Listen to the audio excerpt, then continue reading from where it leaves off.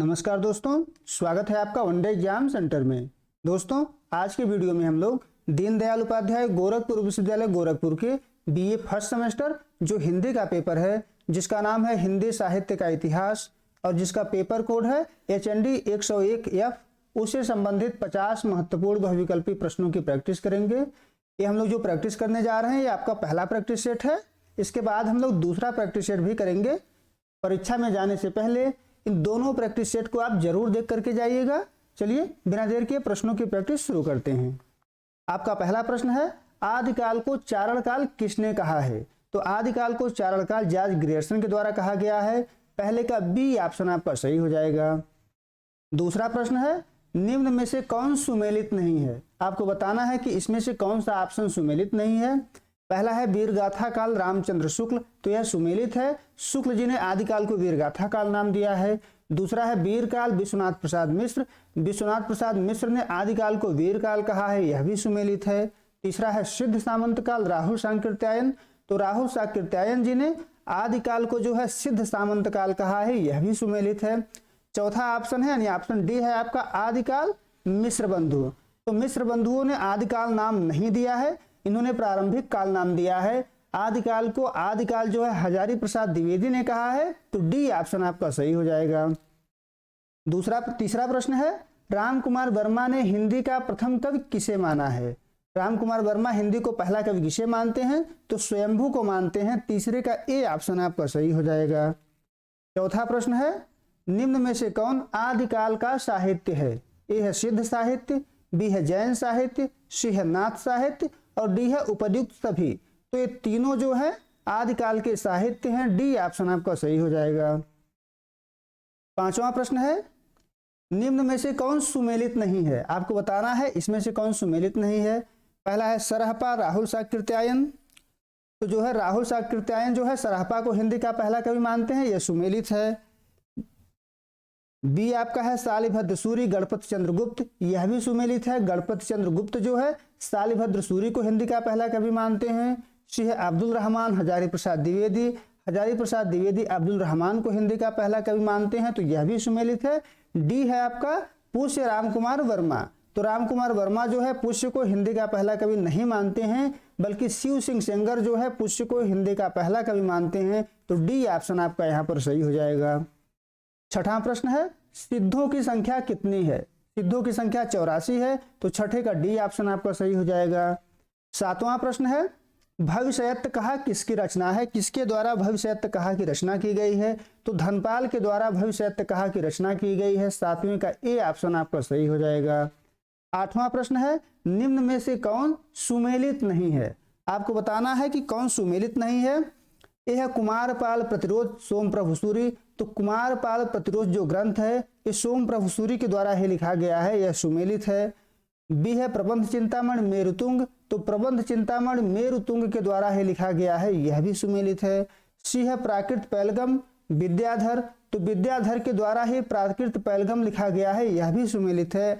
D option आपका है उपदेश रसायन रास शालिभद्र सूरी, तो जो उपदेश रसायन रास है यह शालिभद्र सूरी के द्वारा नहीं लिखा गया है, बल्कि जिन दत्त सूरी के द्वारा लिखा गया है। डी ऑप्शन आपका आठवीं का सही हो जाएगा।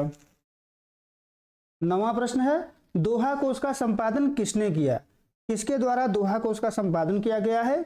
तो दोहा कोश का संपादन प्रबोध चंद्र बागची ने किया है। 9वें का ए ऑप्शन आपका सही हो जाएगा। 10वां प्रश्न है, श्रावकाचार के रचयिता हैं? श्रावकाचार के रचयिता हैं देवसेन। 10वें का बी ऑप्शन आपका सही हो जाएगा। 11 नंबर प्रश्न है, नाथों की संख्या कितनी है? नाथों की संख्या 9 है। 11 का बी ऑप्शन आपका सही हो जाएगा। 12 नंबर प्रश्न है, किसने गोरखनाथ की रचनाओं का संग्रह गोरखबानी नाम से किया है? तो गोरखनाथ की रचनाओं का संग्रह गोरखबानी नाम से पीताम्बर दत्त बड़थवाल के द्वारा किया गया है। 12 का सी ऑप्शन आपका सही हो जाएगा। 13 नंबर प्रश्न है, पृथ्वीराज रासो किसकी रचना है? तो पृथ्वीराज रासो जो है वो चंद्रवरदाई की रचना है, जो पृथ्वीराज चौहान के ऊपर लिखा गया है। सी ऑप्शन आपका 13 का सही हो जाएगा। 14 नंबर प्रश्न है, निम्न में कौन सुमेलित नहीं है? आपको बताना है कि जो नीचे ऑप्शन दिए गए हैं उसमें से कौन सुमेलित नहीं है। ए है बीसल देव रासो, नरपत नाथ के द्वारा लिखा गया है, तो ए आपका सुमेलित है। बी है परमाल रासो, जो जगनिक के द्वारा ही लिखा गया है, यह भी सुमेलित है।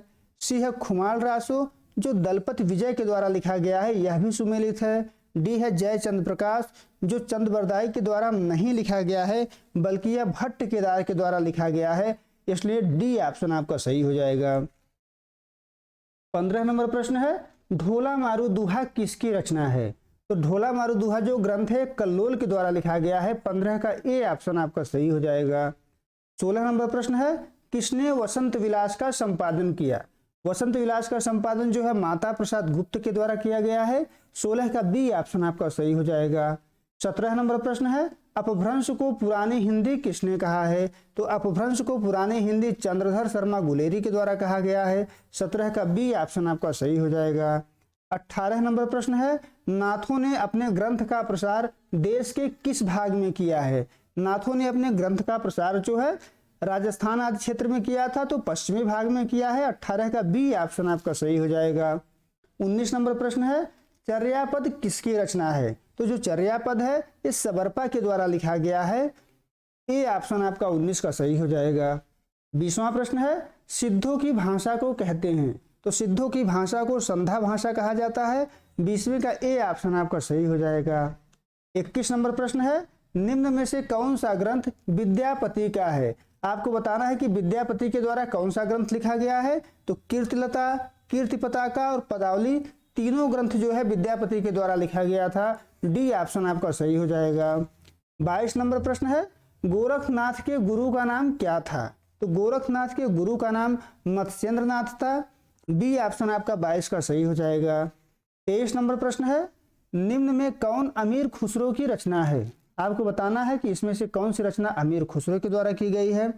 खालिक बारी, पहेलियां, दो सुखने, ये तीनों रचनाएं जो है अमीर खुसरो के द्वारा ही किए गए हैं, डी ऑप्शन आपका 23 का सही हो जाएगा। 24 नंबर प्रश्न है बौद्ध गान और दूहा किसकी रचनाओं का संग्रह है? तो बौद्ध गान और दूहा जो है वो सिद्धों की रचनाओं का संग्रह है, 24 का ए ऑप्शन आपका सही हो जाएगा। 25 नंबर प्रश्न है विद्यापति के गुरु का नाम क्या था? विद्यापति के गुरु का नाम पंडित हरिशंकर मिश्र था, 25वें का बी ऑप्शन आपका सही हो जाएगा। 26 नंबर प्रश्न है किसने भक्ति काल को स्वर्ण युग कहा है? तो भक्ति काल को स्वर्ण युग जॉर्ज ग्रियर्सन के द्वारा कहा गया है, 26 का बी ऑप्शन आपका सही हो जाएगा। 27 नंबर प्रश्न है रामचंद्र शुक्ल के अनुसार भक्ति काल की समय सीमा है?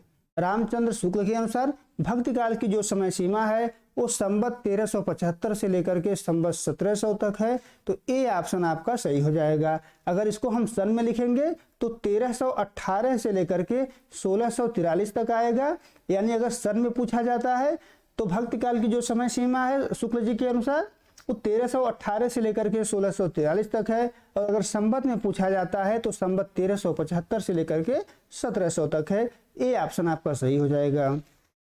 28 नंबर प्रश्न है भक्ति शब्द का सर्वप्रथम उल्लेख कहाँ मिलता है? तो श्वेतांबर उपनिषद में सबसे पहले भक्ति शब्द का उल्लेख मिलता है, 28 का बी ऑप्शन आपका सही हो जाएगा। 29 नंबर प्रश्न है कबीर के वाणी का संग्रह किस नाम से किया गया है? तो कबीर के वाणी का जो संग्रह है वो बीजक नाम से किया गया है, 29 का सी ऑप्शन आपका सही हो जाएगा। कबीर के जो शिष्य थे धर्मदास, उनके द्वारा ही यह संग्रह किया गया है। 30 नंबर प्रश्न है किसने कबीर को भाषा का डिक्टेटर कहा है? तो हजारी प्रसाद द्विवेदी ने कबीर को भाषा का डिक्टेटर कहा है, 30वें का बी ऑप्शन आपका सही हो जाएगा। आगे बढ़ते हैं। 31 नंबर प्रश्न है निम्न में से कौन सा कवि संत काव्यधारा से संबंधित है? तो कबीर, रैदास और सुंदरदास तीनों जो है संत काव्यधारा से संबंधित हैं, डी ऑप्शन आपका 31 का सही हो जाएगा। 32 नंबर प्रश्न है मुसलमानों के अनुसार कबीर के गुरु का नाम क्या था? तो मुसलमानों के अनुसार कबीर के गुरु का नाम जो है शेख तकी था, 32 का ए ऑप्शन आपका सही हो जाएगा। 33 नंबर प्रश्न है निम्न में से कौन सी रचना मलिक मोहम्मद जायसी की है? तो जायसी के द्वारा पद्मावत, अखरावट और आखिरी कलाम तीनों ग्रंथों की रचना की गई है, डी ऑप्शन आपका 33 का सही हो जाएगा। 34 नंबर प्रश्न है जायसी के गुरु थे? तो शेख मोहिदी जो थे वो जायसी के गुरु थे, 34 का ए ऑप्शन आपका सही हो जाएगा। 35 नंबर प्रश्न है, निम्न में से कौन सूफी काव्यधारा का कवि है? तो जायसी, कुतुबन और मंझन ये तीनों जो है सूफी काव्यधारा के कवि हैं। 35 का डी ऑप्शन सही हो जाएगा। 36 नंबर प्रश्न है, चंदायन के रचयिता हैं? तो चंदायन की रचना मुल्ला दाऊद के द्वारा किया गया था। बी ऑप्शन आपका 36 का सही हो जाएगा। 37 नंबर प्रश्न है, किसे दक्षिण भारत की मीरा कहा जाता है? तो आंदाल को दक्षिण भारत की मीरा कहा जाता है। 37 का ए ऑप्शन आपका सही हो जाएगा। 38 नंबर प्रश्न है, रामानुजाचार्य का संबंध है? तो रामानुजाचार्य का संबंध जो है विशिष्टा द्वैतवाद से है। 38 का ए ऑप्शन आपका सही हो जाएगा।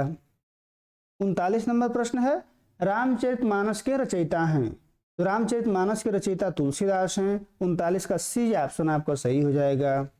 40 नंबर प्रश्न है, निम्न में से कौन सा कवि राम काव्यधारा से संबंधित है? तो तुलसीदास, अग्रदास और नाभादास ये तीनों जो है राम काव्यधारा के कवि हैं। 40 का डी ऑप्शन आपका सही हो जाएगा।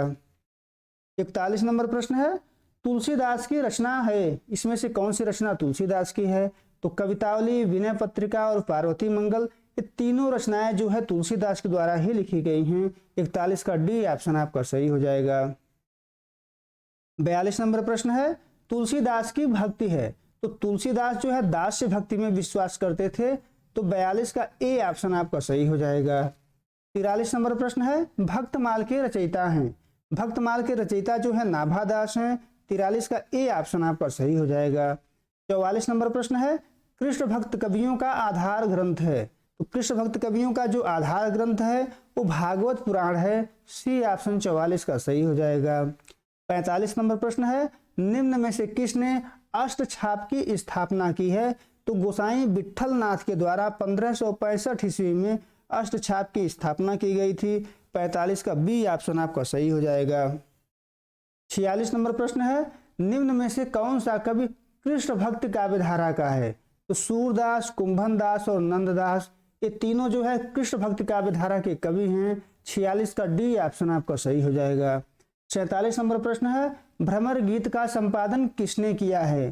तो भ्रमर गीत का संपादन रामचंद्र शुक्ल के द्वारा किया गया है। 47 का बी ऑप्शन आपका सही हो जाएगा।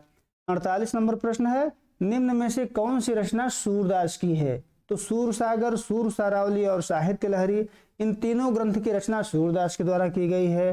48 का डी ऑप्शन आपका सही हो जाएगा। 49 नंबर प्रश्न है, सखी संप्रदाय की स्थापना किसने की थी? तो स्वामी हरिदास के द्वारा सखी संप्रदाय की स्थापना की गई थी। 49 का ए ऑप्शन आपका सही हो जाएगा। 50 नंबर प्रश्न है, रास पंचाध्यायी के लेखक कौन हैं? तो रास पंचाध्यायी के लेखक जो हैं ये नंददास हैं। 50 का सी ऑप्शन आपका सही हो जाएगा। उम्मीद है दोस्तों आपको ये वीडियो पसंद आया होगा। अगर आपको ये वीडियो पसंद आई हो तो आप हमारे चैनल को सब्सक्राइब करिए, वीडियो को लाइक करिए, शेयर करिए। बहुत बहुत धन्यवाद।